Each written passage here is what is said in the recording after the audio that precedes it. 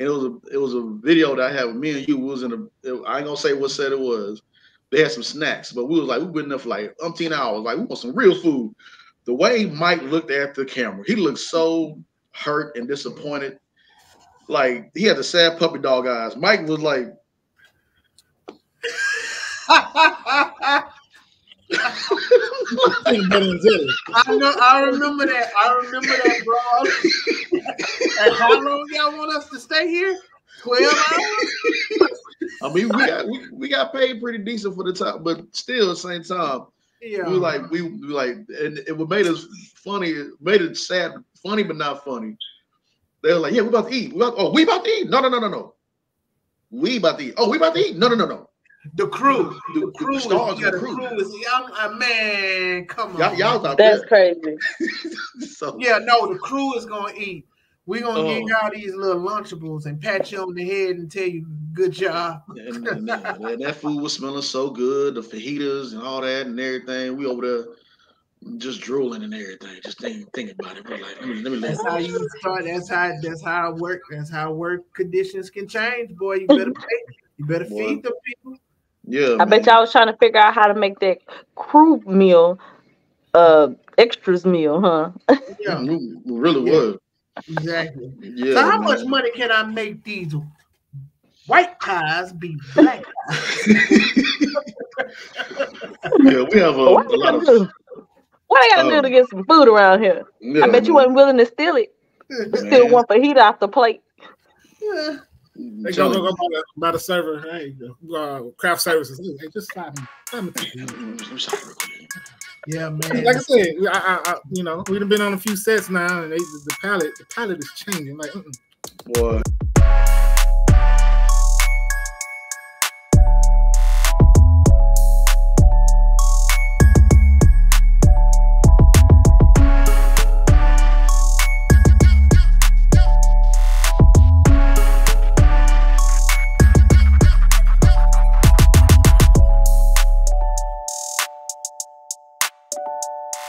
Ladies and gentlemen, we got a good show for y'all. Welcome to the Just Acting Up Show. We up in the building. Yeah. I don't know where the echo came from. What's up, y'all? Man, Mr. Shay, how you doing?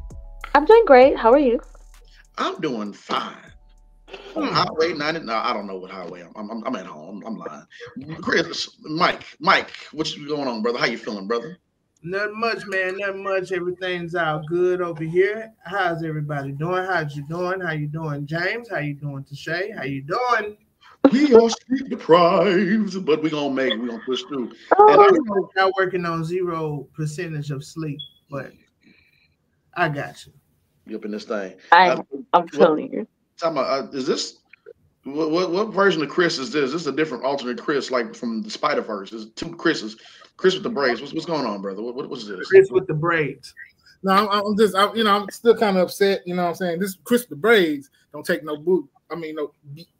I don't want to cuss. I don't take no stuff, right? And so, you know, I lent somebody my stuff, and they messed up my shoes. You feel me? And so then I had a confrontation with them. All right, bro. Look, I just got these shoes, bro. I haven't even worn them yet. So please, bro, do not ruin them. All right? Oh yeah, I got you, bro. I got you. Oh, and my.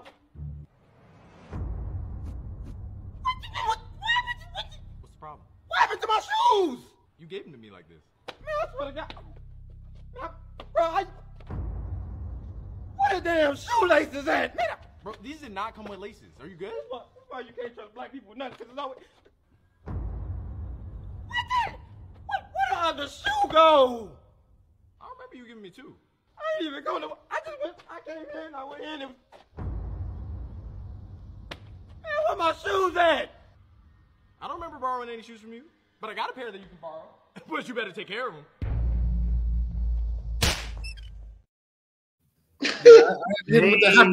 You know, just so you gave him the white Air Forces, but you came up ready with the black Air Force energy. Yeah, definitely. You gonna start respecting Chris. Now to get to his hill. And that was from Chris with the braids. What is it? Chris with the braids don't play. I don't know. Y'all know Chris with the braids. Ice Cube. Y'all think y'all know Chris with the braids, but y'all don't know Chris with the braids. Trinity Garden, Chris. Trinity Gardens. Oh no, we turn the camera. It's been one of them shows, ladies and gentlemen. We got a good one for you. Speaking of people standing on business like Chris with the Black Force Energy, Kelly Rowland sure enough did stand on business, but you disrespect her. We're gonna talk more about that. More breaking news, and also we have to talk about this P. Diddy mess, man. This is wow, this got it out of hand. All this and entertainment news, plus we got a guest for y'all as well that you don't want to miss out on. Just Acting Up Show. Let's go. Let's go. Hey, down in the valley. All right, I'm sorry. That's Chris, tell your friend to stay out the valley.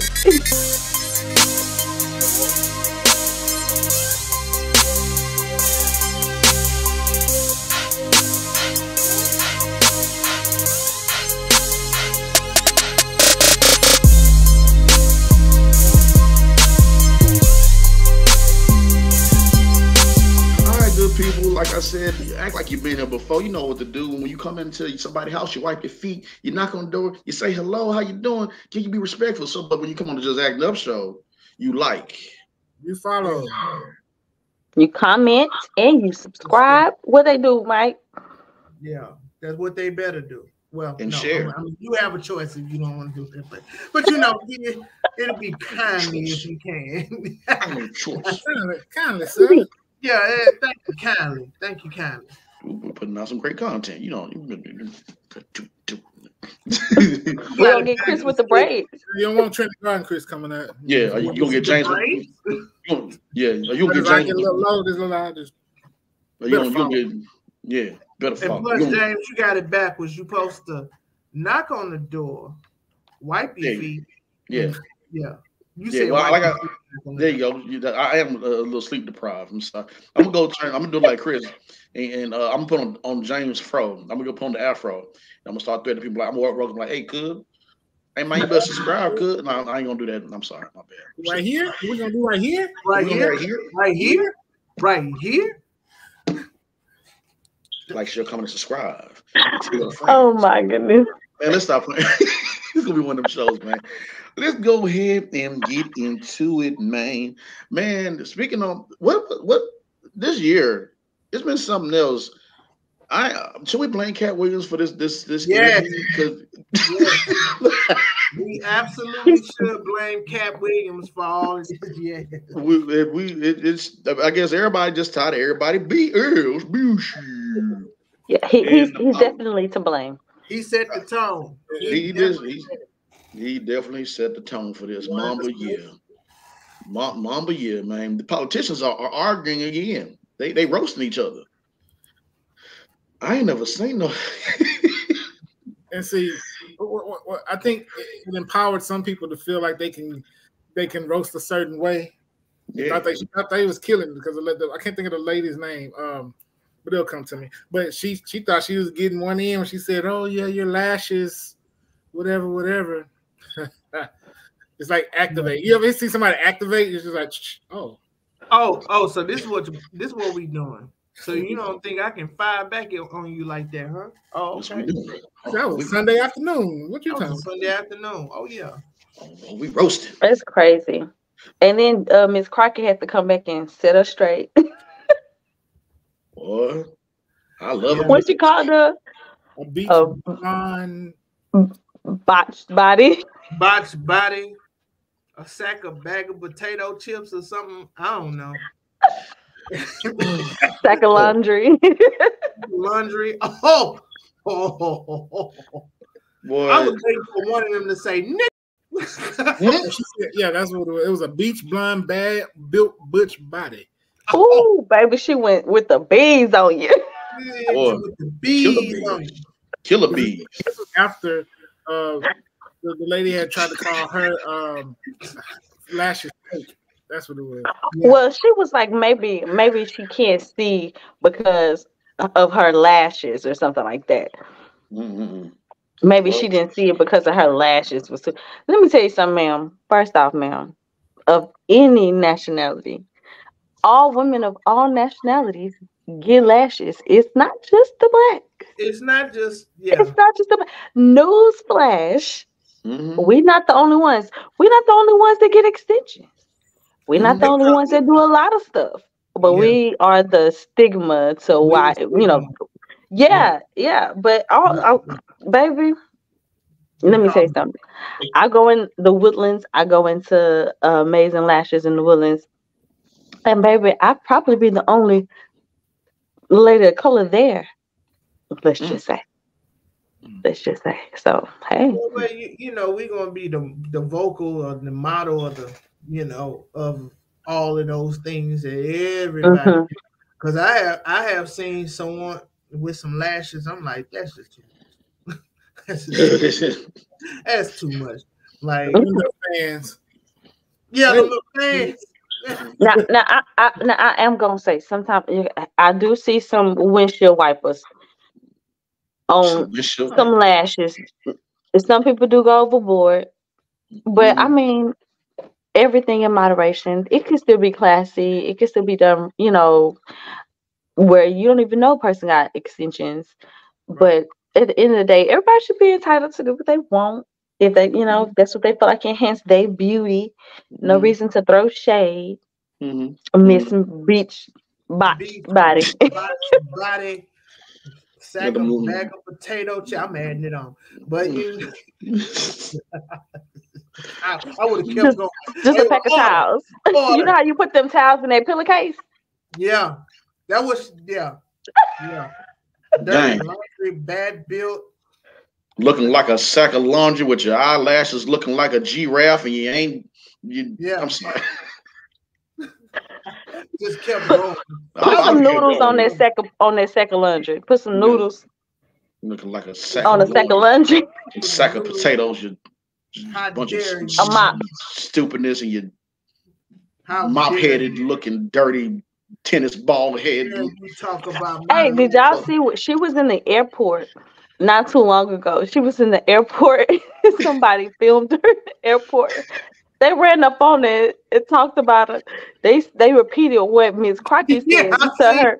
Yeah. And she was looking so she was like, ma'am, you started this energy. You brought this to yourself. She gonna pop out somewhere on the video saying, I've been threatened and harassed.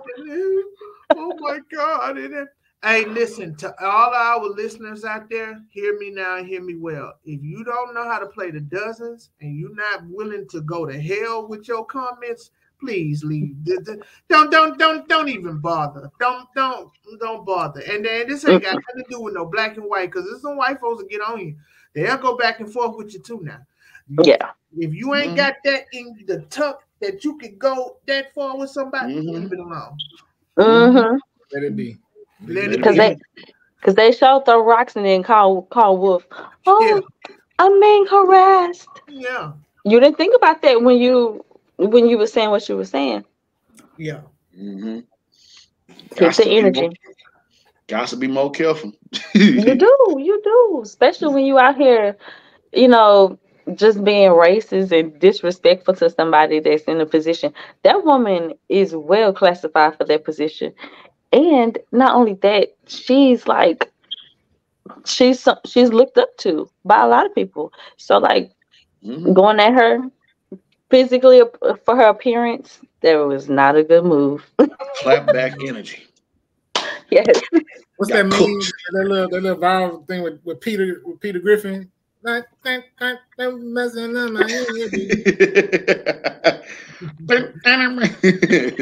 she must forgot about the chairs. We come together when we need to. Okay. Most definitely. Don't play with us. And moving on to other more positive news. Y'all know the little boy. We all use this meme from time to time. The little boy that was standing on get it. Hey, get it black, get it black, get it black, get it black. Hey. What is this new Chris we got? Where is this? This is a new Chris. He's from a different universe, man. It ain't new. It's been there. I just hid him away for a while. So you just in the tuck. That's all. Yeah, man. I know. But little homie did graduated, man. That shows how old we are getting, and he's grown on up and graduated now. and we've been doing that. What's that now? Talk about making me feel old. Man, Lord, the boy, yeah, man. So yeah, shout out to him. He graduated. They didn't say what school he graduated from, did they? I don't think so. I don't think I've seen that. Yeah. No. Yeah, that mean, trust me, you just type in dance on your phone and for your memes or whatever, you're gonna see a little boy on that table, with the Timbs on. Get it black. Get it black. But stop breakdancing with this mug. But yeah, man, so shout out to him, man, and wish him nothing but the best in future endeavors. Yes, so sir. keep climbing, young man. Keep going, young brother. Keep going. Keep going. Keep going. And sorry, this right here was so simple. Oh no. This hurt my soul right here. But I didn't think, to be honest with you, I thought they really had a great thing, good thing, funny, hilarious thing going. Yeah. Inside the NBA. Rumors. Is it rumors, or are you canceled at the end of this NBA season? That's kind of hard to get. Didn't they just get like a big contract? Well, let's see here, because I know at the time what was going on was as of then, this is the latest news as of May, was they was negotiating a contract with TNT, the NBA. And so, of course, if TNT loses the rights to broadcast NBA games, of course, that's why that show will go away. So that's kind of this way it's at right now. Depending on if they don't renew their contract with TNT, then of course, we can see that show go away. I can see it going into another, if whoever picks up basketball like HBO Max, but HBO Max they show TNT basketball games, so it'll be interesting where it goes. I don't think it's just gonna go away. Period. It's whoever gonna get that contract, because that's a good show. Yeah, it really is hilarious. I love that show. I mean, who's gonna take their spot? Maybe Draymond Green. We all talked about that. Maybe Draymond Green, because he on his way of leaving them. Well, I ain't gonna say Shaq and Draymond ain't gonna be Shaq and Charles. They energy. It's not like a me and Mike in the acting the fool segment. Yeah, that's right. That's right. And we all done saw how it goes whenever you remove something that is good. When Shannon left Undisputed. Yeah. Shout out to Skip Bayless, but Undisputed has not been the same. It's been the same. You do not. I don't hear anybody talk about Undisputed like that. Skip. Only time I hear about Skip is when somebody be roasting him or he don't know what to do on his own show. Hey, Paul Pierce said the N-word. He said it. I seen that. We forgot where he was at. Look at this nigga. Look at this nigga. Hey, did y'all see the face of everybody else when he said it? Yeah. When he said it, everybody's like, Skip like, that's fine. They probably needed it. Fine now. You would think a rapper that's on the show would be the one that slip up, because Lil Wayne, is commentating on. Yeah. Shout out to Lil Weezy. Yeah, they've been trying their best to, insert something to get something going. So they have Lil Wayne pop up on there every now and then. He got rotating guests, but it just brings back to inside the NBA. Like, that group of people are the best. Like Ed, and his name is Ernie and Kenny the Jet. They kind of neutral with everything, and they so smooth. Kenny is an instigator. Kenny is an instigator. He is an instigator. And Ernie is too. He's an instigator too. Yeah. Charles and Chuck, Charles Barkley and Shaq, they really round out the craziness of it all. How Charles we talking? And then Shaq to say, let me tell you something, Shaq. Kobe Bryant, Krispy Kreme with the hole in the middle. Chuck. Take the basketball and down the round, bound the rebound. I got all the rebound out there. Let me tell you, Michael Jordan. I understand. All right, now Chuck. Kenny be like, all right, now Chuck. All right, now Chuck. Yeah. And then he goes, Shaq, this is Shaq's comeback with Charles Barkley. You don't have no rings.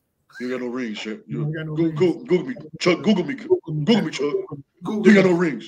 Chuck, Google me. I got about 5 Starbucks. Shaq got a lot of businesses, bro. Like, that dude is a savvy businessman, dog. Let me tell you, he has been investing. Do you hear me? That man is invested. He wasn't just playing around with that money, baby. No. He put that money to work.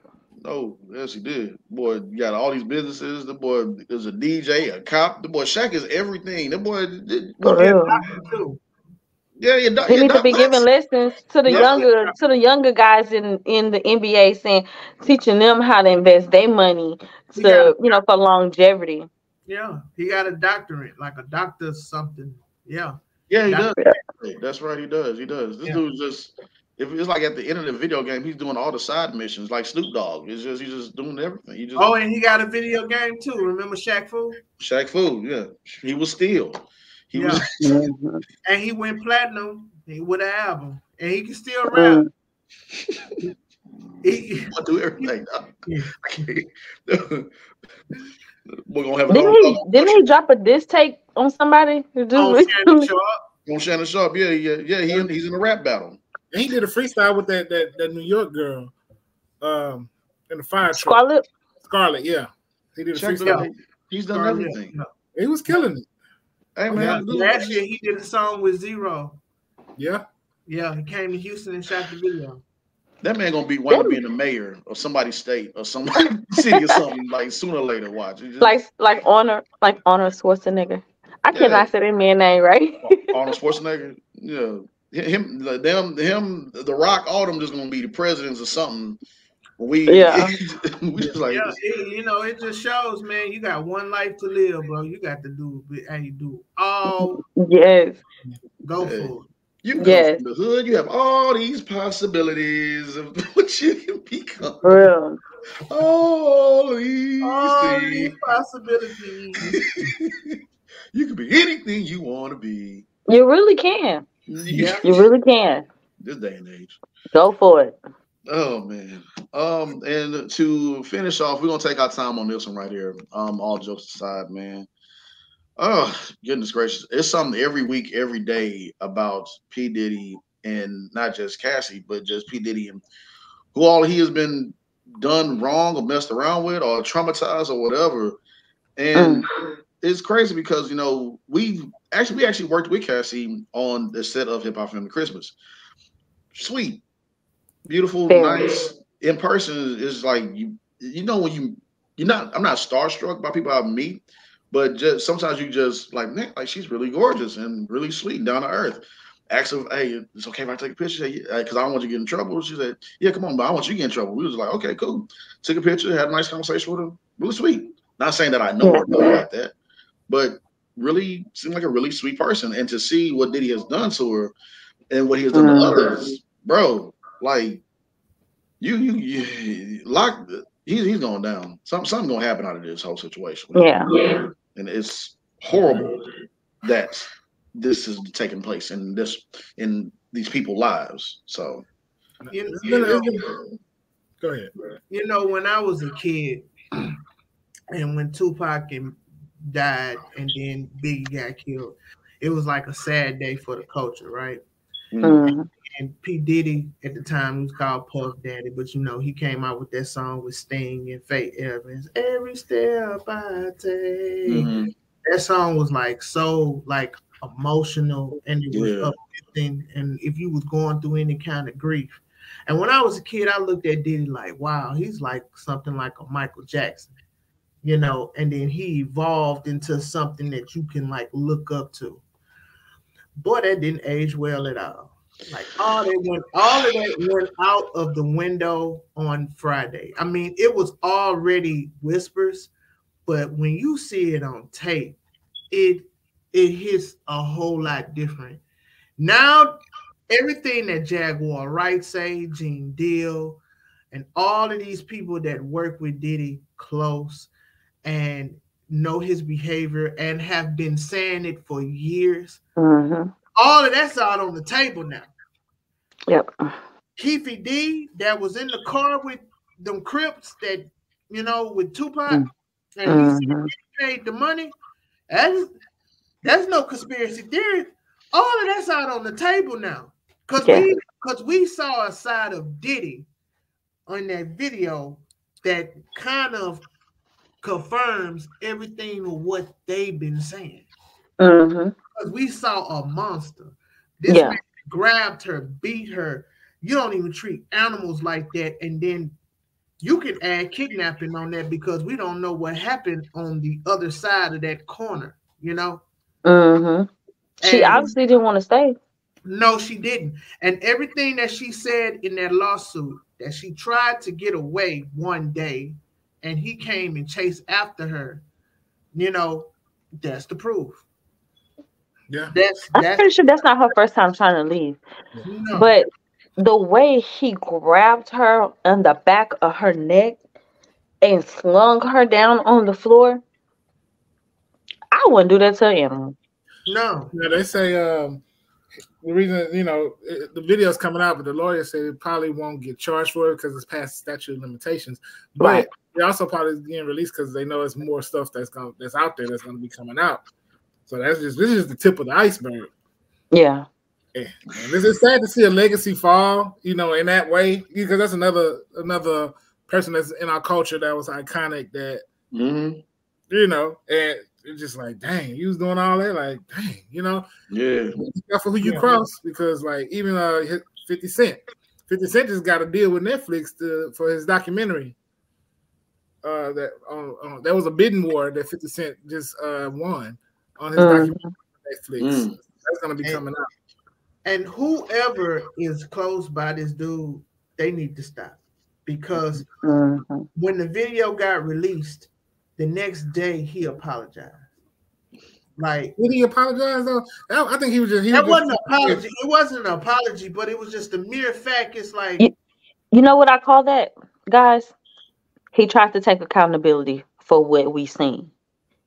It was him accepting accountability. Yeah, it was not an apology. I don't even think it was that because he never apologized to Cassie. It wasn't no apology. It was just him saying, "Okay, yeah, that's me. I did this," and explaining, "Okay, I was in a dark time in my life." That's him taking accountability. Okay, so now you taking accountability for something that just remember previously when the stuff first came out, he was saying that it was monsters out here lying on his name and people just trying to get money out of him and stuff like that. He was denying, him and his team was denying everything, all of the allegations. And not until this video comes out, now he's finally accepting that accountability for it. So that's pretty much what you've seen, because now he can't say he didn't do it. So he had to because he publicly said, hey, you know, people lying on me and doing this and this and that. He had to publicly now come back and say, okay, wait, yeah, that was me. This is what happened. Now, you know what it is that he's a multi-millionaire, right? So you have brands and sponsors and everything. And that's who that apology was for. Because he's trying to save of his business for him.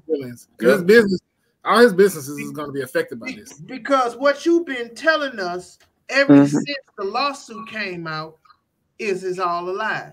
When he gets out there saying that the truth is about to reveal itself, it showed him a clip with not TD Jakes, but him walking on the beach, and enough is enough. All of these accusations is a lie. I would have respected him more that when Cassie came out with that lawsuit, you settle, and then you get on your social media platform and you say, I did this, that, this, and that, and so forth. Just come on out with it. You don't have to come on out with you being sexual. You know, you're different. If you like men, fine. If you like women, whatever. Whatever's your sexual preference, that's what it is. Because it's rumors allegedly that he's gay. Okay, cool. But that abuse that she's talking about, I would have respected you more if you would have had it out before this tape. Because now you look like you're a liar. And the only reason why you apologizing is because you got caught. Thank you. Exactly what I'm about to say. Whatever you do, don't invite Cameron on an interview about him. Oh, Cameron. Oh yeah, Cameron. Hold up. And then look, and let me tell y'all this. Y'all know, because we've been seeing our black men being torn down, right? there was a lot of people that were rooting for you, Puff. Like there was a lot of people that was like, you know what, we're not tearing him down. We're not gonna do this. We're gonna make sure we're gonna wait till the evidence come out. This what's going on right now, the evidence is out. It ain't no way you could say, hey, I didn't do this, or you know what I'm saying? So it was a really big disappointment that we have to go through this yet again. One of our people that we have, you know, that we have put up into this, you got a high pedestal, and now we got to strip you of all of that because underneath, on the inside, you're a monster.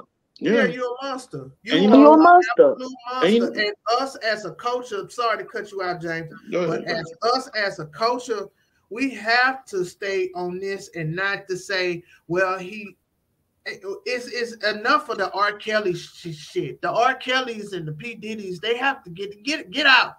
Get out of the club. Get out of the cool kids club, because what our other cultures and what other people that are not our color, you know what they're doing? They looking like. You see? That's how it is when they get money. Yeah. See what they do?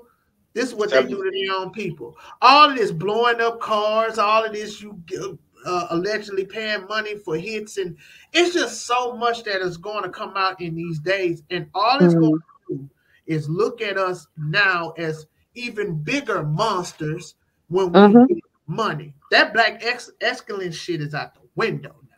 Yeah. And you know what? I'm sorry, I don't mean to cut you off, but I was just gonna say this. You know, I always say all the time, when you know other races, when somebody in their higher hierarchy do something, you know, they don't strip them like this. They don't bash them. You know, they stick with them and they stick together with them. And you know what I say to that is that's them. That's what they decide to do. If they hide under cover and they still support these people that's hurting their people, then that's them. But Diddy hurt a lot of our people. It was our people that he was hurting. It was our up and coming artists, you know, black artists that were coming up, that they was having issues with him. These are people that we have backed, you know, that he haven't paid, you know, people that he owe money to, that, you know, people that he have terrorized and victimized and stuff, that's our people that look like us. So you're not helping us, our community, you're hurting it. Yeah. So it's not just about, you know, trying to, you know, stick up for and stay together. It's all about like accountability at this point. You got to be held accountable for what you did. You got to. And he went into such lengths of holding this tape. I think he paid $50,000 to the hotel to give him the tape. And, you know, they found that in the feds gave it to CNN. CNN put it out there. Allegedly. That's strategic. So just imagine how much videotape that they got. This is about to date back to a long time. And I'll tell you one thing, like I was talking about everything connected. A lot of y'all out there, Stevie J, all them other ones that's connected to Diddy in some wrong way or whatever wrong, like Mikey, how you just said it. Look, y'all just come on out. Y'all just holding this close to your chest. Come on out, because everything dark gonna come to light. Are you gonna let a tell-all book or something? Like, look, stop. Just stop. Me personally, because I even said to myself to where, like, I think we talked about this on the show before about I said that if I was a music artist, I would not work with Diddy. Besides besides Biggie, you know, getting assassinated and everything, there's rumors saying that Puff was behind that too, but I don't know. Whatever come out, come out. Shine, the Locks. Yeah. Even Young Jock came out on the radio. I remember that. That was when I was when I was working at the movie theater, and Young Jock came out on the radio, and it was a rumor report. And Young Jock said, "Look, man, if Bad Boy and them don't pay my money, I'm about to call everybody out and Puffy out on some stuff they've been doing." After that, I ain't heard nothing else from Young Jock. But who else was it that didn't like the band never went far? Who else was it? Day 26 never went far. Danny Kane never went that far. Yeah, he'll promote it to make that ends meet, but as far as everything else, I wouldn't mess with him. When it's his own business, John, the clothing or brand or whatever, yeah, he gonna pitch it for himself. But music-wise and everything else, Yeah. And I noticed that at a young age. I'm like, nah, something off. But besides, it all fell apart. Yeah, where there's smoke, there's always fire. Yeah, there's always fire, and his smoke is consistent. It's been consistent over the decades, over the years. Yeah. So, but when I seen what he did to them guys, what was them guys called? Was it Day 26 or something like that? Yeah. The guys that he had on the show, when he had them walk all the miles just to get him some. I think what was it? Oh, that was the band. The band. When he did that, and you remember that show was on. We always watching that show. You know, we was watching that show because for one, it was entertaining. You know, they had Danny Kane and everything, right? I loved Danny Kane. Oh yeah. But when they all came out, they all, after everything, they all had complaints about Diddy. All of them. They all had some complaints. Even the girl in Danny Kane, she was like talking about him and how he was and what he was doing. And everybody thought that was crazy. They didn't believe them. They didn't like. They was like, oh, y'all just mad because this fell through or that fell through. We have always swept everything under the rug that everybody said about Diddy. Now we can't. It's put in our face. We can't sweep it under the rug. We gotta address it, and he gonna have to address it. Matter of fact, Stevie J, the first one to come out and support him and say, "Oh no, Diddy ain't doing nothing." Now we need to hear from you, Stevie J. Since this video that came out, they've been quiet. All them supporters, ever since that video dropped. They've been quiet, and it doesn't help when his son come out with a diss tape, and it doesn't help when his son say on the song, "The feds raided the wrong place. We own the house next door." Like, tell on yourself. What is your problem? Like, you can tell that's privilege. We don't mess with no feds, bro. Well, but you know what they say that Diddy's also connected to the CIA. Yeah, that's what. Who said that? Candace Jackson, Candace Owens. Yeah, she said that. So I mean, that could be true. You never know. Maybe that could be why he has so much pull, why he get away with so much, and why, that could possibly be true. We're gonna have to see how this whole story play out. But whatever the case may be, he showed this privileged, and he showed know he can get away with a lot. But I think all of that is coming to an end real swift. Thoughts and prayers go out to all of the victims. I hate that whenever something like this happens, we always talk about the abuser and never the victim. So hearts and prayers go out to the victim. Hearts and prayers go out to Cassie. Thank you, God. Cassie and her husband. Her husband is like mentally strong for her, and I'm so glad that she bounced back from that because that could have ended a lot worse. We got to put the Kim Porter situation on the table too. Yeah, there's a lot of. I always felt that one. I always felt in my heart. I was like, something right about that. It's a lot. The way they describe it, the night and everything, like all the events and stuff that happened. If y'all just go back and look into it, it's real weird. So go ahead, Josh. Oh yeah, I'm sorry. Go ahead, Josh. You good. It's a lot of this. It's gonna be unpacked in the next. Whatever. We're gonna be in the jail. We're just gonna be unpacking things, but we're gonna keep eye on it, just like the viewers gonna keep eye on it. So y'all stay locked in. Stay tuned to Just Acting Up Show.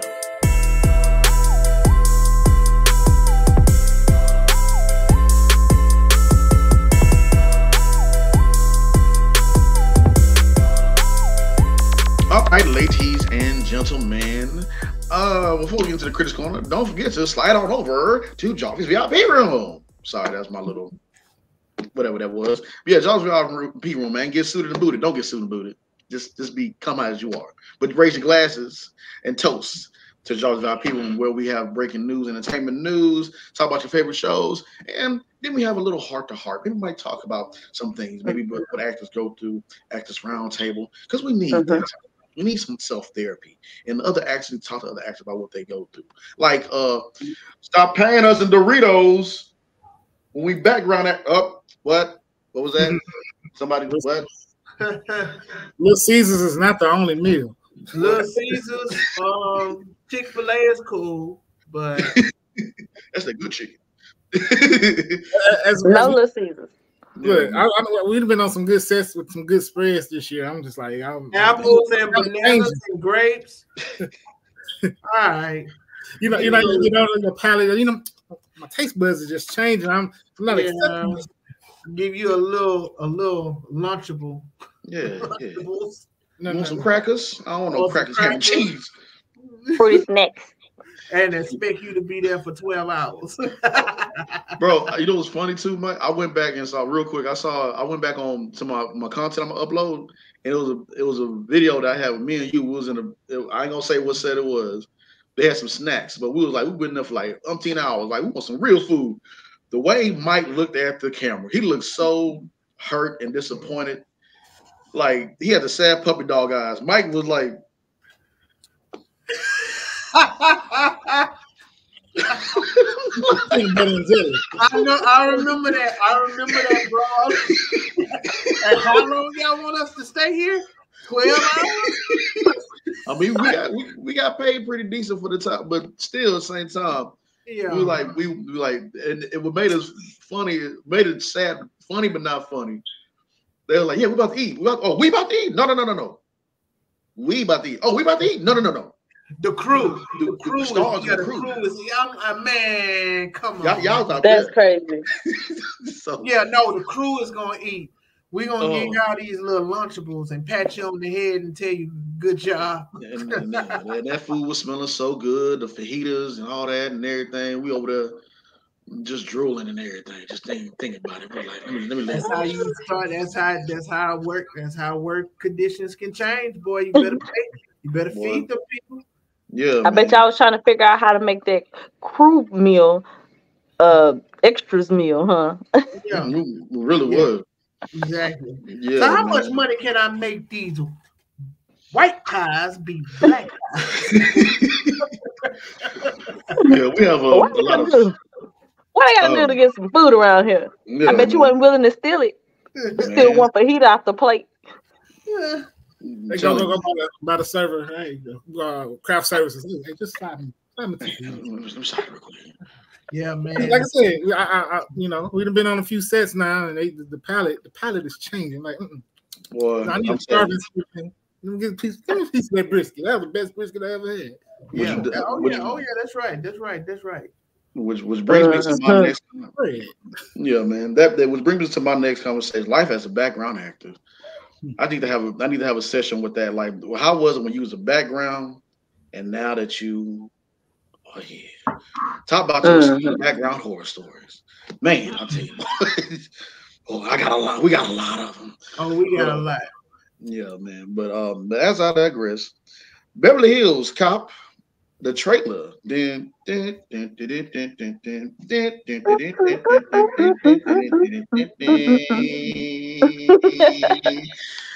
Love that beat, man.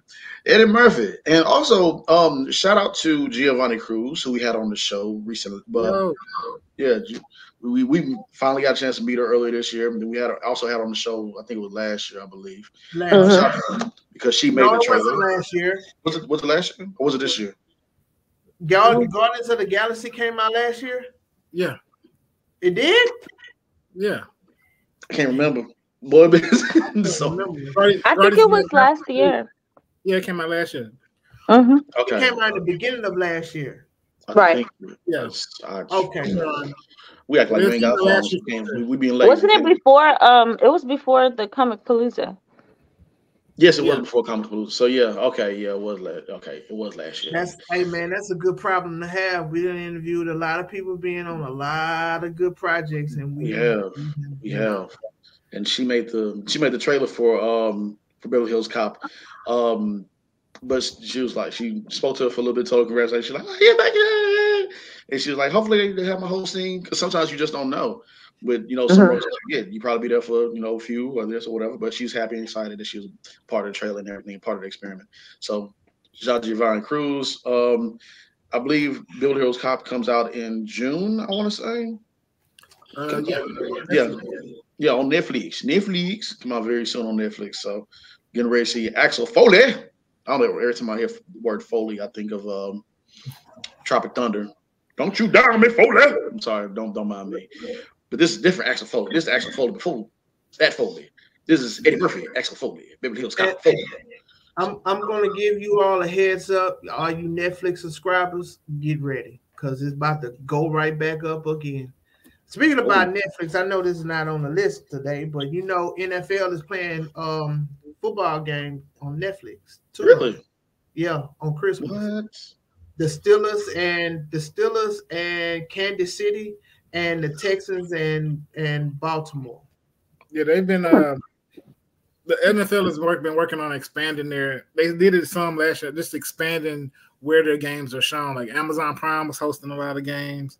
Yeah, they're trying to, and they did well. So now they're trying to broaden it to the streamer sites. Yeah, which means subscription's probably going to go up. Oh, it's going to go up. Oh, it's going up. It's about to go up. And the Mike Tyson fight with, I think it's one of the Paul brothers. I don't know if it's Jake. I forgot, but I know their fight is going to be on Netflix as well. So y'all going to catch the fight? When is the fight, anyways? It's June something, June or July, I believe. I believe it's June or July, but it will be on Netflix. So get ready. Are you ready? Are you ready? Because Netflix subscriptions is going to be $30 every month. Can you afford it? Knock it out, people. Then 50. 50, probably 50 cents. And this is gonna be 50. I'm about to scroll with Netflix real soon. Like bow. Netflix was $5 a month. Man, for real. From a vending machine you put in the Walgreens CVS parking lot. And then they always want to send you that little email. Yeah. Hi, we're just letting y'all wonderful customers know that we will be going up on our subscriptions. Man, the price of the subscription now is going to be $50. Man, you're just trying to get us back from those movies that we returned it to your CD placeholder that was sitting inside the Walgreens, CVS, Walmart, McDonald's parking lot. You trying to catch us from that? That ain't our fault. That's your fault. Yeah, man. That's your fault system. I was with Netflix when they just had DVDs. Now they done got all fancy on us. Getting Where's my fire stick? Crazy. I know how to solve this problem. Where's my fire stick? Fire that fire stick up. So, how are you fire stick users feeling? I'm finna dust off my fire stick. Put that on the TV. Trying to watch my shows. Trying to watch The Boys. Trying to watch Invincible. Trying to sit there and watch. We'll have to tell you about how the game went and how the fight went. Yeah, they got one more time to go up. I'm firing up that fire stick, boy. Boy, you know, I saw a fight a couple of days, a clip from a fight. This one dude about this close to dude. He throwing punches, he ducking. How would you do that? Like everything. Excuse me, y'all. I'm sorry. Why would you get out? Yeah, don't worry about that. She upset about cut that out. Griffin too. She come getting all in the camera with her bun and in her nightgown on. She about to throw some hands. Speaking about throwing hands. Kelly Rowland. Business. When she said that I saw other people getting treated differently than me, and y'all not about to treat me like this. I don't care if I am somewhere else different. I come out here in my dress, I'm looking good, and you ain't finna get me looking crazy. You gonna respect me and everything else that I stand for. We ain't here to play them games. You understand? Shout out to Kelly Rowland. Yes. For real. I knew everything. I knew exactly what she was saying. What she was saying? What she was saying, Mike? She say, "Don't touch me. Don't touch me. Get your hands off me. You are not my mama. You are not my boss. Whenever a black woman do this, and I already know. You ain't got to. The index finger. That was she put her ground whatever it was. The index finger. She was not playing with that lady. Nah. Those mans that security guard out. When you get that finger. Yeah, I was like, oh, I know that finger. I was like, ooh. When you get this, move around. Cause you better not mess with an H-Town woman. Hey, you know what? She tried to hold her composure. She tried to keep it together, right? But it seemed like the woman just kept mouthing something to her. Yeah. Like, like at first it was just her. She said something to the lady. She's like, and then the lady kept saying, she's like, and then it was like, okay, now, ma'am, I just told you 2 or 3 times. Leave me alone. Hey. Now you finna make me get outside my character. Mm-hmm. You about to bring something else out. You might want to bag up. She got outside all right. Killer wasn't playing. Yeah, it was. She was like, well, I had to hold my composure because the H-Town almost came out. I almost had to put the H-Town, them 5th Ward bees on her. Almost had 3rd Ward bees on her. One of them wards. One of them wards. They'll put that 3rd coast on them. Right. She almost came out. She almost made the Bissonnette come out. West Time almost came out of me. The OST almost came out of me. Right. I'm telling you. The Homestead almost came out. You might want to stop. Every ward about to come out. Braidwood almost came out. Sunnyside almost came out. Sunnyside, Greens Point. Homes almost came out. For real. The 44 was almost at your door, ma'am. You might want to stop while you ahead. At your door. Leave her alone. Shout out to everybody on the 60. The 1960 almost came out of me. Everybody on the 60 almost came out, lady. I'm a survivor. I'm not gonna give. I'm not gonna stop. Over there for Scott. Oh man, too funny. Other news: Ticketmaster. What was this about Ticketmaster? Y'all talking about now? Ticketmaster messing up on everything. Oh, Ticketmaster getting and Live Nation getting sued as a monopoly. Thank you, Lord. Yeah, the concert giant, they own Live Nation owns Ticketmaster, and so the court's trying to, of course, in the Constitution, you can't have a monopoly anymore, and so the court's trying to break up the company over the claim that it has monopolized the live entertainment industry. Yes, they have. Which they have. That's why them ticket prices be so doggone high. I agree on this one. They charge you for everything, don't they? Yeah, get it right. Get it right. You said this was $200. You said this $150 for 2 of us. At the end of just them last fees, it came up to $250 now.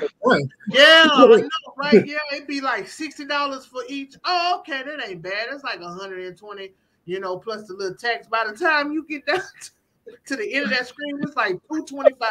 Like, wait, out of state fees. This ain't college. Yeah, this ain't college. Come on, they venue paying fees. for gratuity at a concert.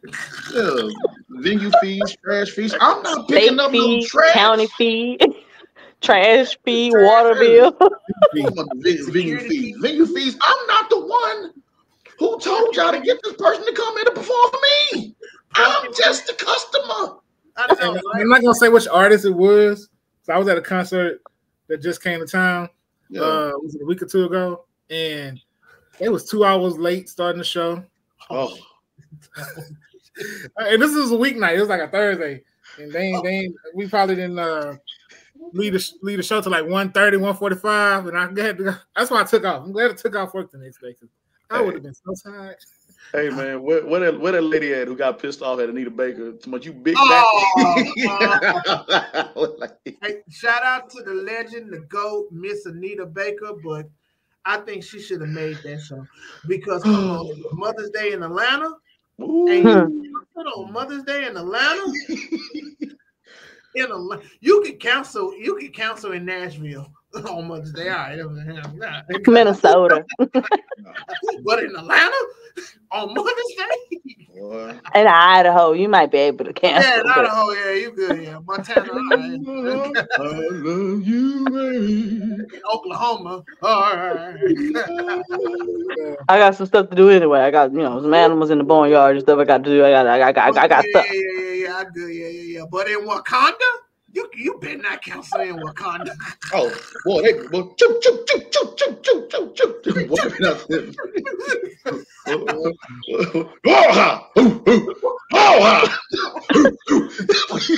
You hear that coming from the bushes? We will not have it.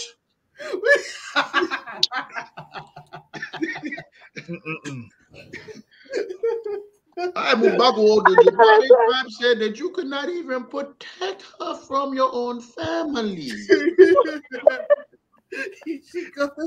Let's go, Job. Let me tell y'all, I'm with some of the best. Do y'all hear me? I'm with some of the best in the game. Okay. My guys don't miss. Man, tell you, man, quit playing, dog. These are people that beg. You better go. Call in sick. I will feed you to my greenhouse. You are not vegetarian. That is straight Black Panther will be taken away. You can't say in Wakanda. Well, you can't come here. You can't come here Wakanda. Can't come back up here, you know. Lord, they went up on that woman, didn't they? Oh man, getting in, bro. Yeah. I know it was some people outside outside of that sounding like Tyler Perry when he played Medea. Man. Oh man. Yeah. But also in other news, Ali Siddiq, Domino Effect. Yeah, Domino Effect. I don't know if you all know about that series. You know, he's from Asia. Let's give it up for that. And a lot of people that know his journey, he was a comedian that went from, life of crime and jail and everything, and then became a comic. So he released in 2022. He released his series. He started a series, Domino Effect. It was a series. He got on it like 11 million views on YouTube, making it like the top 5 most watched comedy special of 2022. Right, nice. And so in May of 2023, he released Domino Effect 2, which got about 5 million views, and so he released now Domino Effect 3 on Mother's Day, which is doing very well, and he's going to release Domino Effect 4 on Father's Day. And it's funny. He's just telling his story about growing up, and then he's a great storyteller. So it's really funny. Y'all should definitely check him out as well if you want a good laugh. And it's free. You have to subscribe. Just go to YouTube. Look up Domino. Yes, I actually watch a lot of his stuff too. Since I'm on YouTube, I watch some of his specials or whatever. Also, my husband know him personally.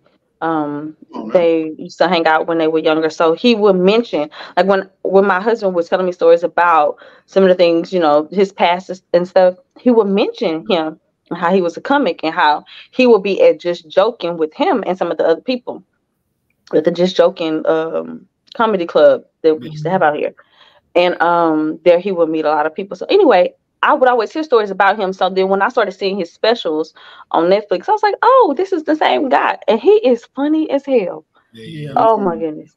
He is so funny. Y'all go check him out. You will not be disappointed. Yes. Love it. So, yeah, y'all stay tuned. Stay locked into that, man. And stay tuned. Stay locked into the Just Acting Up Show. Don't go nowhere because we have a special guest coming through. Drum roll, please. I'm trying to save Chris on the editing process. Ladies and gentlemen, Carra Patterson will be joining us from the hit TV show Elsbeth that you can now watch on Paramount TV. All 10 episodes are available. You can get that, hit that subscribe button, and it's a free week pass, I believe. So yeah, that's great. It's a great TV right there. But stay locked in. Just Acting Up Show. Carra, about to join us.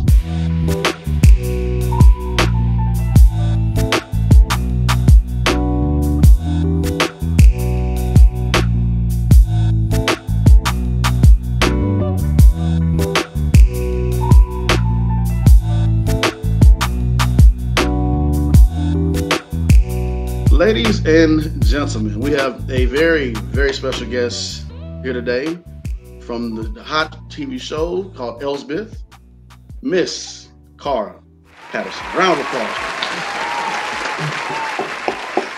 Thank you. Thank you for having me. Thank you so much. Now, before we get started, Carra, where are you originally from now? Well, I was born in Florida. I was born in St. Petersburg, Florida, but I was raised in Atlanta. So I kind of represent both. My mom had me when she was 16.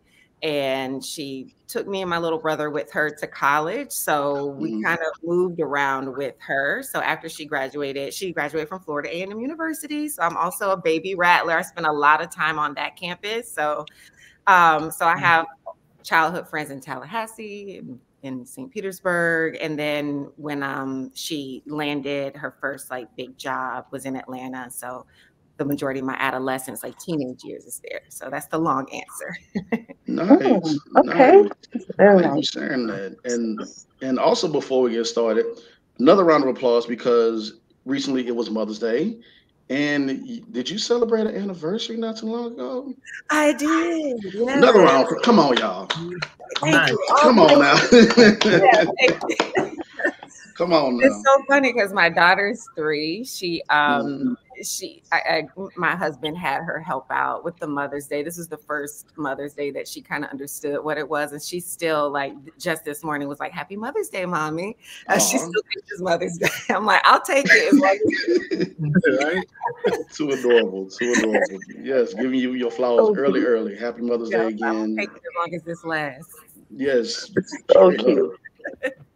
Straight up. Let's jump right into it. I want to start out by asking, how did your acting career, how did your acting journey start? How did the acting journey start? I mean, I had the idea to be an actor when I was a child, and I like to say that it was a calling because I wasn't really exposed to any acting. So it kind of caught my mother off guard. We didn't go see plays. Like I said earlier, she was a single mom with 2 young kids, just making her way through college. And I was just like, I think I just had an idea that I should try acting. And if I tried it, that I would be good at it. I don't know where that came from.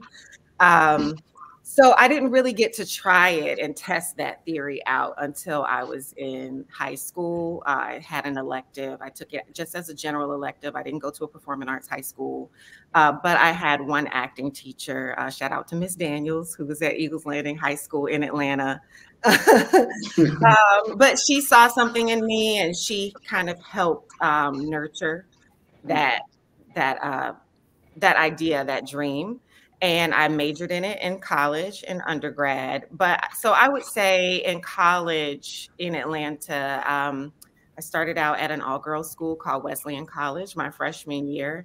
It was very expensive. So I transferred after 1 year, but it was really great. I had another professor there who was wonderful and just helped give me the courage to change my major to acting. And then when I transferred to Georgia State, which was a state school, more affordable, in downtown Atlanta, that's when I really hit the ground running. I was a theater major, and I was like, I didn't handle it the best. I was like cutting class to go to any audition I heard about because I was like, well, you don't necessarily need school to be an actor. Maybe I could make it. I would tell people when they asked what school I went to, I was like, I go to Georgia State, but I might not finish because I might hit it big before I graduate. So I did not hit it big, and I found myself in senior year, and I was like, okay, I'm about to graduate, and I haven't even had one job yet. I might need to go ahead and get this degree. And so, it was definitely a journey. There were levels to it, but college was when I started to really take it seriously and really start to figure out how to build a career in this industry. That's amazing. Nice. And, we do our research here, and we read somewhere that you used to play hooky sometimes to go ahead and audition for those roles to try to get in get that job. So I know that was a crazy experience. So what was the mentality like for you just to keep going? Like you was determined, like I'm gonna make it in this business. Like what was your mentality? Just trying to take in the nose. To take in the nose? Yes. Yeah. I really, it's just that the blessing of the naivete of youth. I really had in my mind that, how, I don't know if it's through the media, but you just think like, if the right person sees me, that's all I need. And I really believed that as young as I was. So I really wasn't worried about the nose. There was one major rejection I remember getting when I first started out. That was hard to come back from. But then I was like, oh, you know, maybe this will just be a part of my true Hollywood story. That was, you know, a thing. We'll use this and tell people how I overcame this person. I had one horrible audition experience, but after I bounced back from that, I still just went back to that. If I get in front of the right person, I was just looking for that yes, and that gave me the courage and the drive to keep going. And now looking back, I don't necessarily believe it's one big yes. I think there are some pivotal yeses that, you know, changed my trajectory, but that's why I think rejection in and of itself is just redirection, because the no's also changed my trajectory and redirected me too. So it was kind of a building block in steps of yeses, but having that idea that it's going to be one big yes that's going to change everything, that's what kept me going. That's great. I really love asking that question, because something we always talk about with us as well as actors, just coming up in the business, just being able to handle the rejection and not getting that for the role, but, you know, still pursuing it. So just thank you for sharing on just how you know, your pursuit. Yeah, I mean, as I got older, the no's are harder, actually. And when I'm young, I'm like, it's just life ahead of me.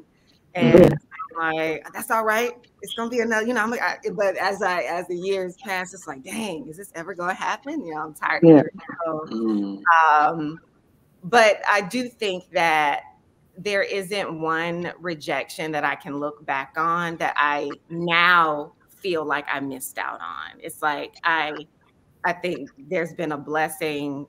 I'm a spiritual person, so if I reference God and that doesn't resonate for some people, hey, no, let it resonate. What's gonna resonate? But yeah, I believe that when I look back, the blessing is that every rejection that I was like really torn up about, I look back at every single one, and God has given me clarity or answer why, and I'm not losing sleep over anything. And I can and you know, the longer you're in it, I can look at some of my friends who got some of those roles, and I'm like, oh, that was perfect for her. Now I see why. Sometimes when it's no, you don't know who got it or why did they choose you, and then you see it, and I'm like, oh, that makes sense. Or oh, they turned the role into a white lady. You know, like right.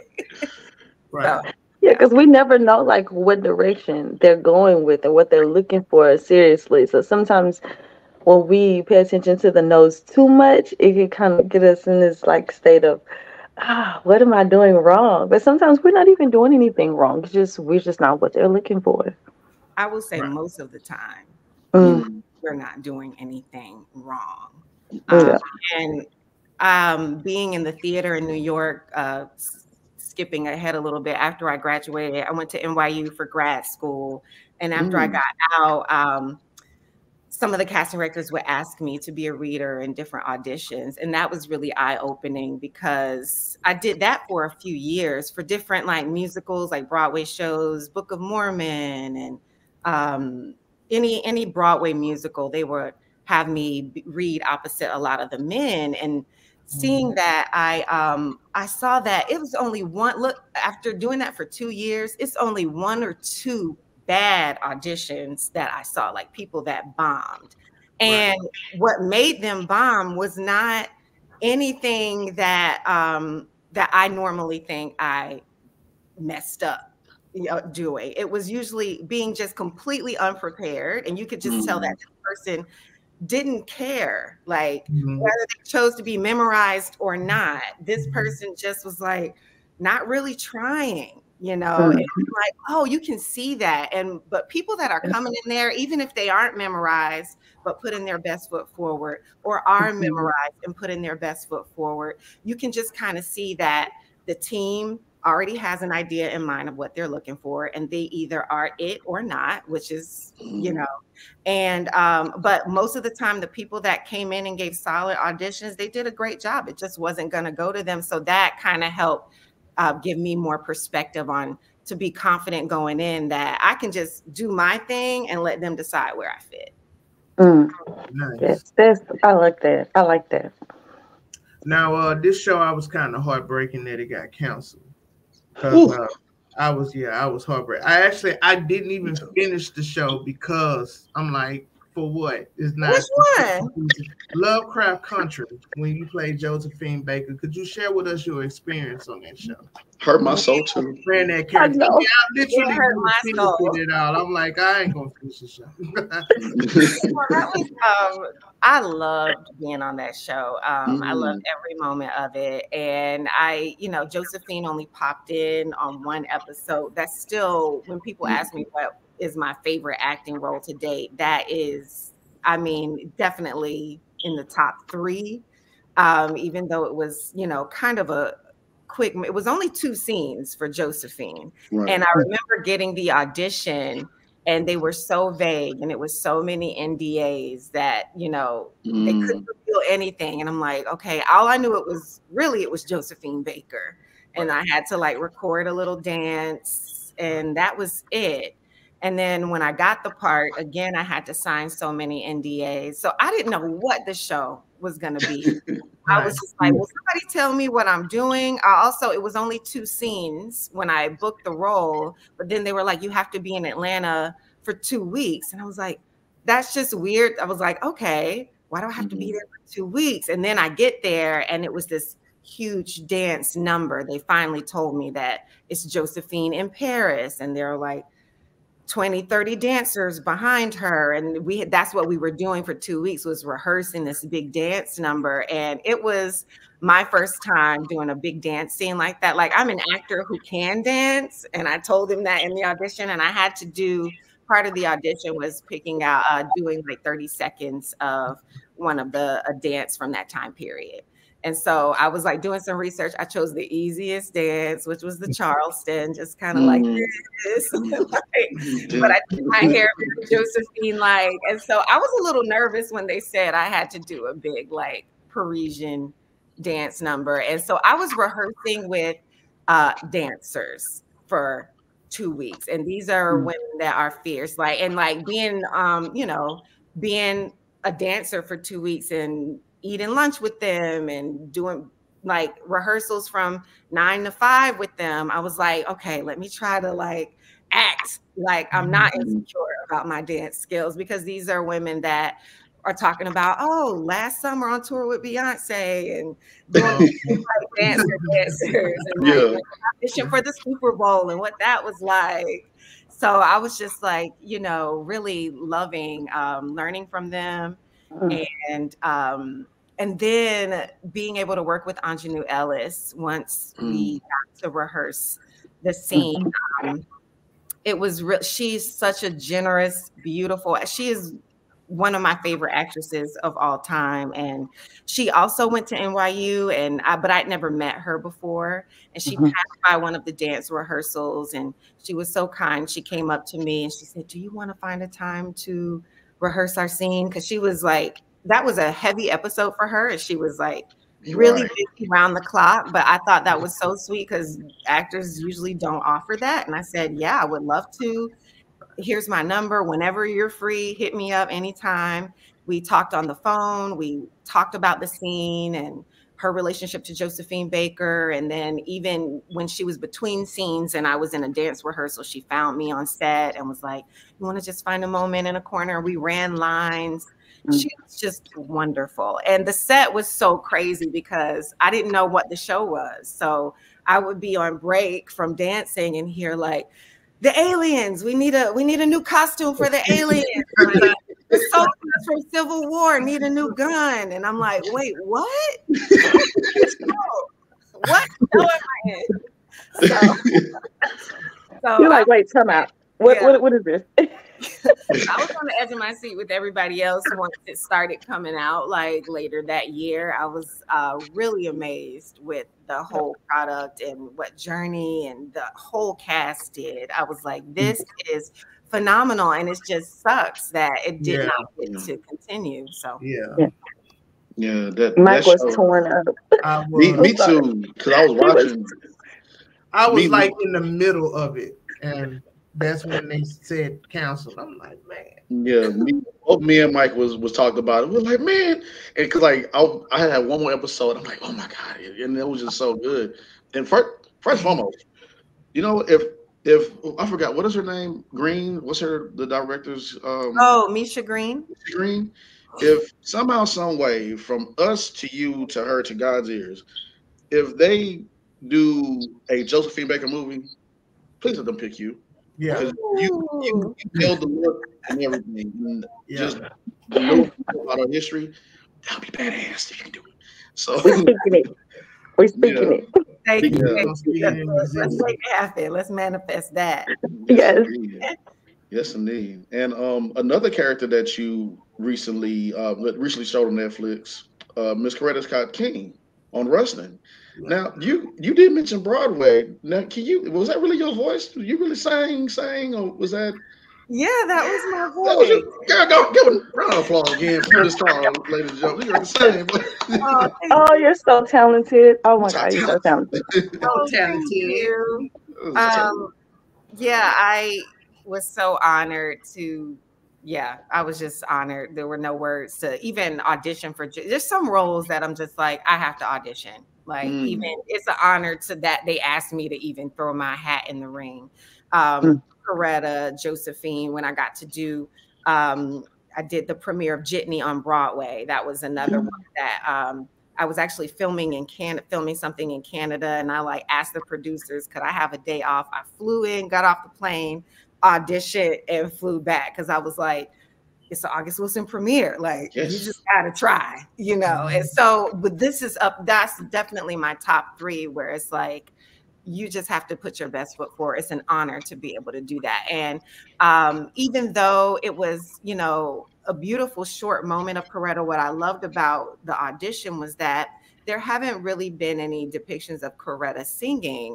They're just starting to try to show that. I think there's a new series. I don't want to get the name of it wrong, but they touched on it as well. But I think only recently they're starting to show that Coretta was a full woman with dreams of her own. And she laid those down. What I love about her is that she had her own passions that she laid down to support Martin and the movement. She really felt like supporting Martin was her doing her part to help move Black people forward and give him a stable family to come home to so that he could do the work. So she felt like, you know, that was a part of her calling as well. But she was really, she was a trained singer, and, you know, and I think that's so important for women, you know, and I think it just kind of hit at the right, every role comes at the right time. I had a little baby of my own and sort of navigating how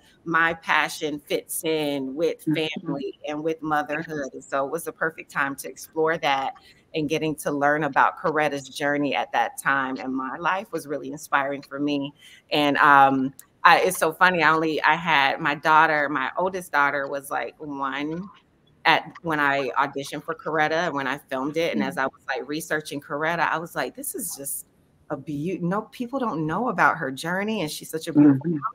How come nobody uses that name anymore? Such a beautiful name. And then like a year later, when I got pregnant again, I found out it was a girl. So I named my youngest daughter's name is Coretta. That's beautiful. So, awesome. It's beautiful. Wow. That is, I mean, and at the end, you really don't find a lot of people with the name Coretta, but I think it's a pretty name. It's such a pretty name. So pretty.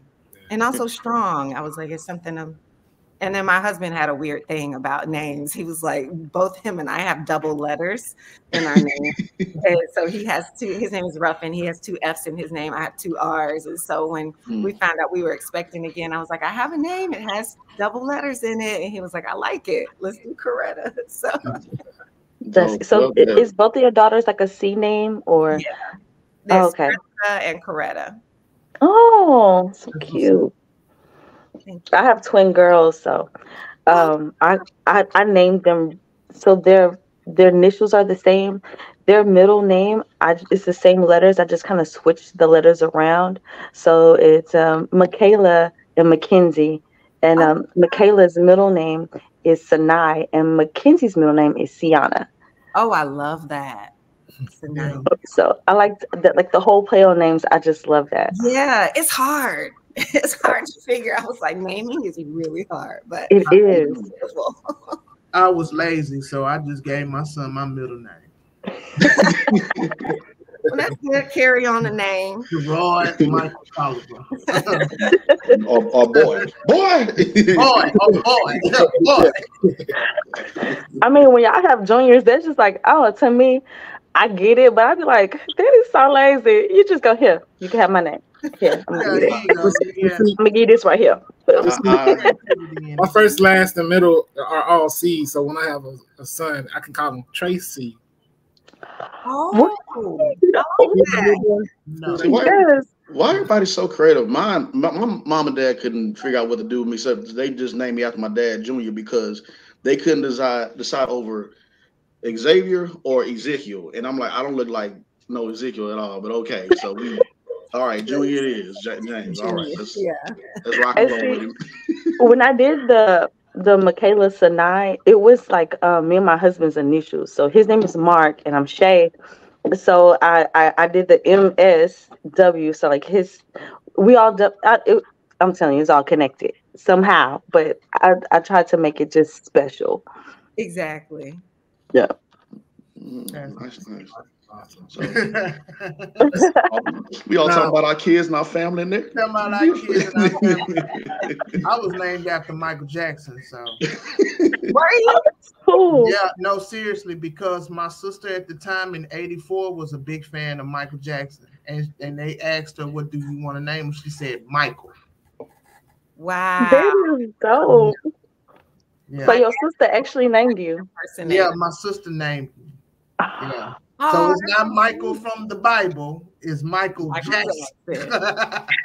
See, all y'all got beautiful things. My sister said they want me to go back in the womb and everything. See, y'all so, man, it's about to be a different interview, man. It's about to be TED Talk.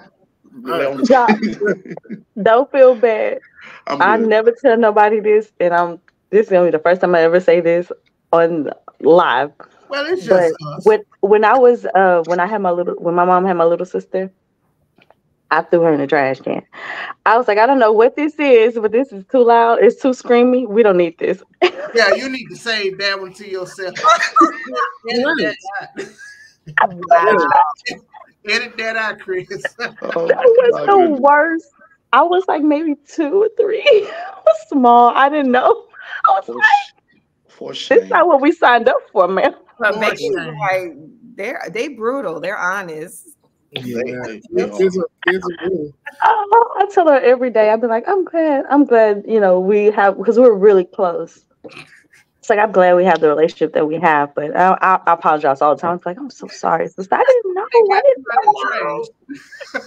Similar moments, boy. So going back to acting, right? The arrangement, Turner and Hooch, Straight Outta Compton.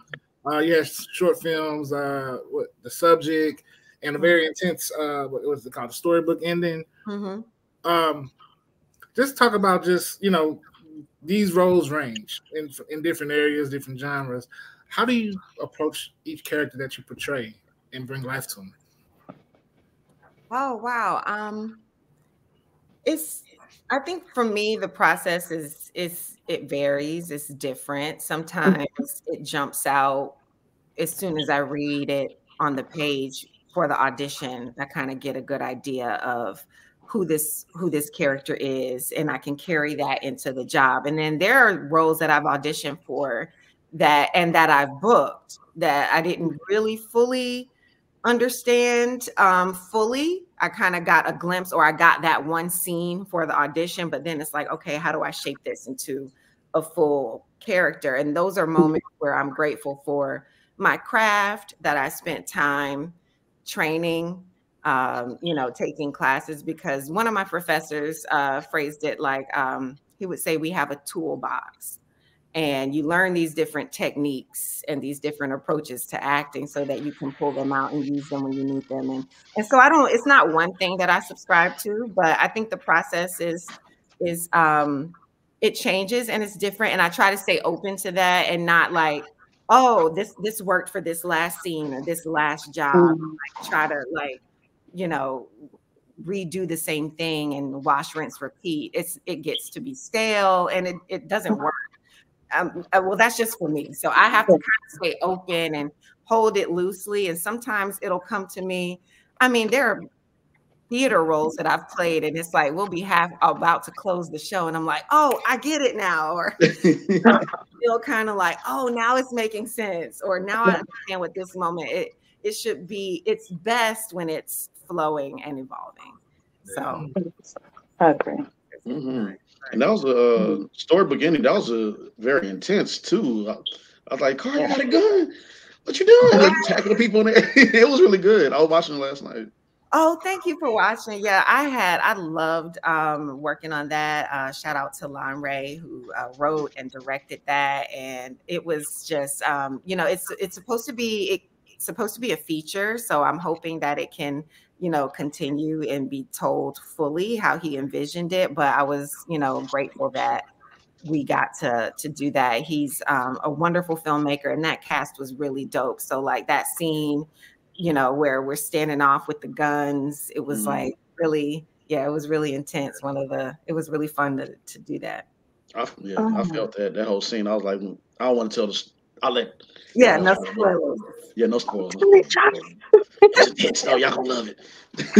Get your popcorn ready. Now, let's talk about your character on the show, Elizabeth. Miss Kenya Blank. Oh, am I saying it right? Elizabeth. I'm so sorry. No, it's okay. But Miss Kenya Blake. Kaya Blake. I'm butchering all these names. It's all good. So about your character, let's talk about her a little bit. Yeah, I play Officer Kaya. She is a police officer in the NYPD. And the show is about Elsbeth, who is this lawyer who comes in to observe the NYPD. She takes on the role, it's called a consent decree, and to be sure that the NYPD is doing what they need to be doing. And she's just supposed to be observing. But the joke of the show is that this eccentric attorney ends up solving these cases and doing the NYPD job better than them in some ways. And so Kaya and Elsbeth formed this unlikely friendship because they seem like they have nothing in common. Kaya is very like by the book, New York street cop, really just trying to, get through. And she's assigned to the captain, played by Wendell Pierce, doesn't trust Elsbeth and why she's there. He doesn't like the fact that she's observing them. So he sends my character like, you keep an eye on her and make sure that she's not getting in our way. So I'm sort of for it. I love it because it starts out being like, I'm just forced to observe and shadow this crazy kooky lady. And then I realized like, oh wait, she's really smart and we should be listening to her more, because at the end of the day, what I love, I think my character really respects intelligence and wants to do the job. She wants to work her way up and she wants to be able to observe things and be a detective. And I think she respects that about Elsbeth, and she starts to really advocate for Elsbeth to be taken more seriously in the department. Oh, that's pretty dope. It's I watched it. I binge watched it like crazy. It was really fun. I can tell you I have a lot of fun on that set too. Oh yeah, it's and we have celebrities, these awesome people that come in every episode to play the murderers, and they're really, it is very funny. What I love about it, it's like the best of both worlds. I like to say it's like, the Law and Order serious procedural, but it makes fun of itself, and we kind of will pop out and make jokes. And so the celebrities that pop in are really funny. And a lot of times it's hard for me to keep a straight face. Oh yeah, we have to apologize to the crew, because sometimes even days when me, Wendell, and Carrie, it's just the three of us working, we get really silly and we'll mess up. Like we'll waste a good 10-15 minutes. Somebody won't stop laughing, and the camera guys are like, really, y'all? Like, so we can go home. So. Shout out to the crew members. Shout out to the crew. Yeah, but I love it when good shows like this come around and you can just tell like the energy and you can feel like y'all have like I said, like y'all have so much fun because I saw some of the BTS and just watching the show. I had so much fun. I was like, this is pretty funny and this is really great. And it was also your husband, and I was like, why does this guy look familiar? I'm like, oh, that's her husband. That's on the show with her. So have y'all ever worked with each other before on the set? Yes. Well, we actually started dating after we did a Shakespeare play together. Off Broadway in New York. So that was our first time working together, and I got to know him during that play. And I was like, oh, he's kind of cool. Oh, he's kind of funny. Oh, I like hanging out with him. And then this play was about to close, and I remember thinking like, oh, how are we gonna hang out? I guess, oh, that's sad. We're not gonna get to hang out anymore. So we literally started dating like the day after the show closed. So that was our first time working together, but it wasn't on film. And then when I did the arrangement, he booked a recurring role on the show, but we kind of had opposite storylines. So we didn't really get to work on set together very much on that show. There was one scene on the arrangement where he was talking to one character and he wanted to talk to my best friend. So he said one line to me, which was, "Excuse me, can I talk to her for a second?" And so that was our little moment on the arrangement. You slid that in there. Yeah, but so I was so excited when he booked this role on Elsbeth because we got like 2 or 3 like real moments on camera, and I was like, look at us on camera at the same time. So that was really cool, and he did such a great job. So I'm hoping that, fingers crossed, maybe they can have him back in the 2nd season. I hope so too. That's pretty cool. We're gonna throw that to tell the executives over there. Tell your people to call my people. Yeah. Right. So it's really cool that that you and your husband, y'all both do some of the same things. So he relates to what you have going on, and you can relate to what he has going on. So has that made it easier for you in your career? 100%. I used to say I did. I mean, I think everybody, has to find the right partner for them. I didn't think my partner would be an actor. I was like, because actors can also be a lot, but it's all about the person and the character. And he is so grounded and spiritual and loves God. And it's actually been the opposite of what I thought with him, which was he has been being in a supportive relationship with somebody that understands what I do. We have pushed each other in a way that I've done more since I've been with him than I think I would have done had I been on my own, because just having that support and that safe space to help me navigate this industry. And it kind of came at the perfect time when I was getting a little tired of the industry and just tired of how can I just keep doing this? Maybe it's time to go just switch careers altogether. I don't even know what I would do, but I just remember we were doing that play, but I was like, all right, I'm doing this job, but I like to think a few months ahead. So I'm like, when this play ends, do I need to go look for teaching positions? I need to switch gears because I'm just tired. And he brought this fresh energy where he was like, you are just so good and you can do it. And this is what I see for you. He was so encouraging, and it just gave me a new wind. And it's been like that in our relationship. And I think that's what, good partnership does. When he needs it, I can be like, oh, you just getting started. We got more to do. And he does it for me. It's good when we aren't low at the same time. But no, he's been a wonderful cheerleader, and he's really been great. And I've done so much more with his partnership than I believe that I would have done had I just been out here on my own. That's beautiful, man. Shout out to Ruby. Yeah. So before we get you out of here, are there any gems or advice that you would like to share? At least just give us one gem for any up and coming actor that they can take with them. Just one gem that you can share with them. One gem. I would say the biggest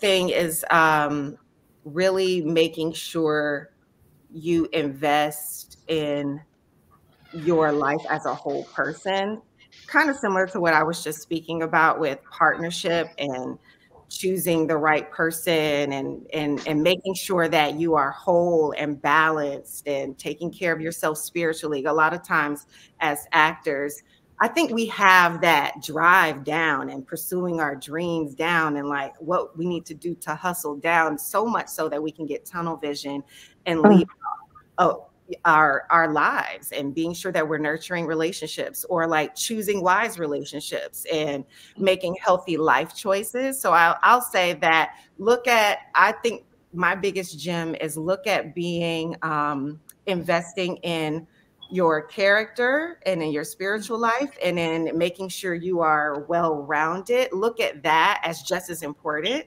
as your career, and trust that the career stuff, those doors will open because you've planted those seeds, and not look at those other things as just an afterthought, that those are just as important. That's what's actually going to give you the foundation to sustain and maintain the opportunities and success as they come. Because how many stories do we hear of these actors getting these big breaks and getting these big opportunities, and then they flounder them because they make unwise choices or choose toxic partnerships or have addictions that they have not dealt with. So like those are just as important, if not more important, than the accolades and the resume. Right. Yes. Yes. Thank you. Love that, man. Love it.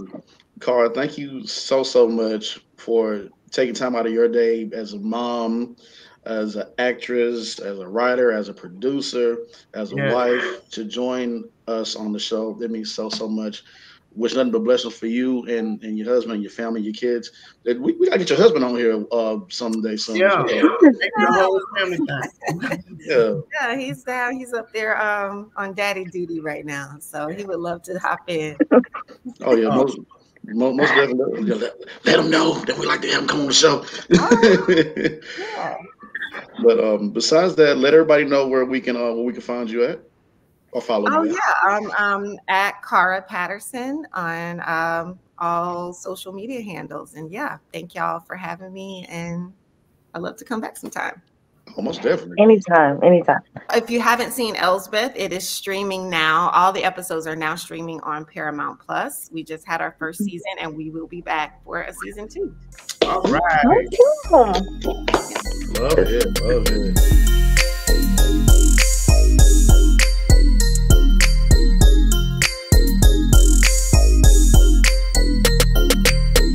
All right, ladies and gentlemen, don't forget to like, share, comment, and subscribe to the Just Acting Up Show.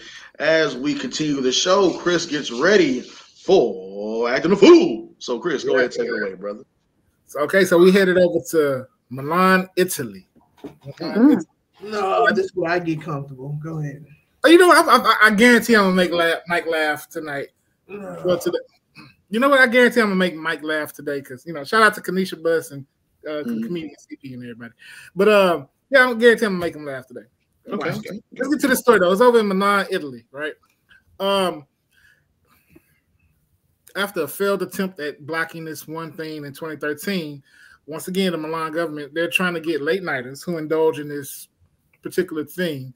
They're trying to get them off the streets and proposing a new law that could come to effect soon, right? So what are they proposing? Well, they're proposing a new law to ban ice cream after midnight in an effort to protect tranquility of residents. Oh, hell no. Ice cream. Yeah, for many, a late night gelato is a part of Italian culture, but under the new law that they're being proposed, they're trying to say legislation has been filed saying that if it passed, it could see people not being able to have ice cream as well as pizza, It's 12 districts that's in the country there. So they're trying to clamp down on noisy groups crowding on the streets, keeping local residents up. The deputy mayor has said that the goal is to seek balance between socializing and entertainment and the peace of tranquility of the residents. So yeah, and if it does get passed, it would be 12:30 a.m. is the limit on the weekdays and 1:30 a.m. on the weekends and public holidays as well. So they said that's taking out ice cream is the effort they're doing to clean up the streets, to clear out the streets. Not ice cream. I like gelato's quite got doggone damn delectable. Let me tell y'all something. Bluebell would never. Okay, Bluebell would never let this happen. No. We will be picketing outside. Okay. I don't know nobody who doesn't love a good cookies and cream, ice cream while they watching the movie late night with their boo hugged up. That's great. Yeah, because I wouldn't even know what the cookies would do. Like, why, you know, it's like it's gonna make the cookies cry. You know, do you know why the cookie cried when they heard that news? We don't know. Because its mother was away for too long. That's a pretty good dad joke. Chris, wait. I'm not gonna. That's pretty good. That's actually pretty. Away for too long. That's actually a pretty good dad joke. I like that one. I didn't laugh, but All right. I can appreciate it. Like it. Yeah, because I can. I can appreciate a good dad joke. And I appreciate that. That's a good one. I like that one. It's crazy because these countries, they getting mad at so much stuff, right? It's like, you know, they want to ban this and ban that. You know, what kind of country has the most electric cars? I don't know. Oh no. Mad at gas car. Madagascar. That's okay. Actually, that's good. No, that's like if I would pull the popsicle, if I would finish my popsicle and look on the popsicle stick, I would see something like that. I give. And it's like they're trying to. I can appreciate. Mike, you gotta appreciate the great dad jokes, Mike. You know what? I'm tired of they putting all our snacks through it. You know, like where do snacks go to stand trial? I don't know. Come on, that's an easy one. Tell us, Chris. They go to the food court. Stand trial. To the food court. Y'all just gotta go. Where's your sense of humor at? How like the first two was, James? Go on and tell us. How enlightening was that joke? I like the first two better. That last one. I like the food court one. I like the food court one, Chris. It made me hungry. That's it made me. See, 2 + 1 = 3. Boom. I like absolutely none of them. You can be a hater your whole life. I absolutely hated them. All 3 of them. That's wrong. That's wrong. You don't do Chris like that. Acting the fool. I actually enjoy it. It gives me a chance to stretch my legs. You get them again next time, Chris. You get them next time. I get them next time.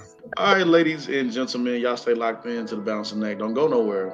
We'll be right back. So Just Acting Up Show.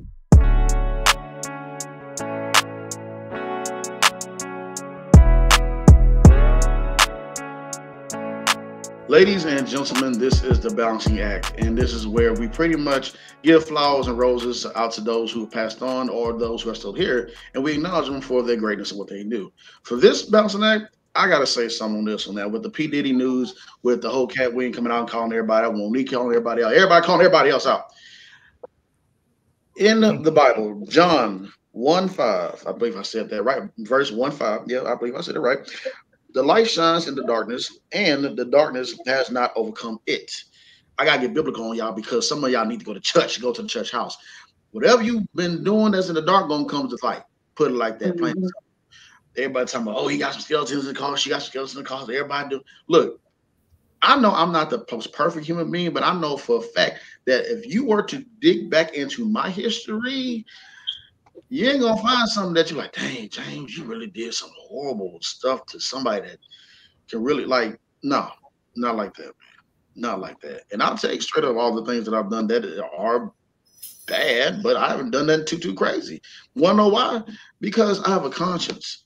And that's what you ought to be hit with, your conscience, how you treat others, how you talk to others, and how you need to just treat others with respect. If you don't want to be treated the wrong way, then why treat somebody else the wrong way? So you need to look in the mirror, check yourself, go on out and apologize or do what you need to do. Take it up with God, take it up with whoever it is that you answer to, your maker, whatever, because I know everybody don't praise the good Lord as they should, but they need to, because he's going to be the one you see at the end of your life. So with that being said, ladies and gentlemen, have a conversation with yourself. Go to therapy, get some help. Stop playing with people's lives, stop playing with yourself, and do right by others. And that's my tip. Stop being stupid. Or get some ayahuasca. Because we will not have it. All right, I'm stopping.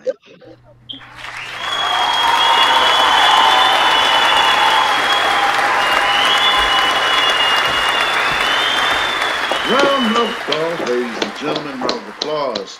Another great show in the books. Yeah. And shout out to our guest again, Carra Patterson. Thank you again, love, for joining us. Yeah, get your husband on the show, man. We got to talk to him. He does some great things as well.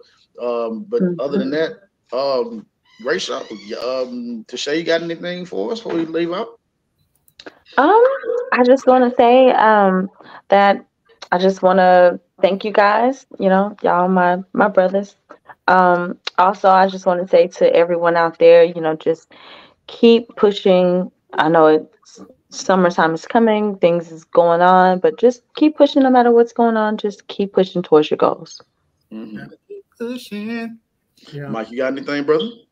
Absolutely. Normally I'd be like, they ain't got nothing to say, but this I have something to say to anyone that's dealing with any kind of domestic abuse, and in their life with a significant other. There's help. You do have a voice, and just try to find your way to seek someone to help out in the situation. You're not alone, and there are things out there for you. I just pray for anyone that's going through that, and hearts and prayers to everyone that's dealing with any kind of abuse. Abuse don't have to be physically neither. It can be mentally as well. So, Chris, bring us on home. All right. Well, positive quote of the week to take with you is be positive. Right? 2 words that we want to talk about a lot over here.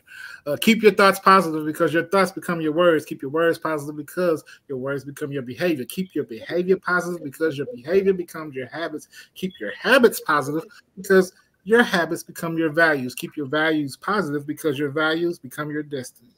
So be positive. Amen. Amen again. That's a 4 word from all of us from Just Acting Up Show. Peace and blessings. Blessing and peace. Y'all be kind to one another. See you next time on the Just Acting Up Show. Thank you. Bye.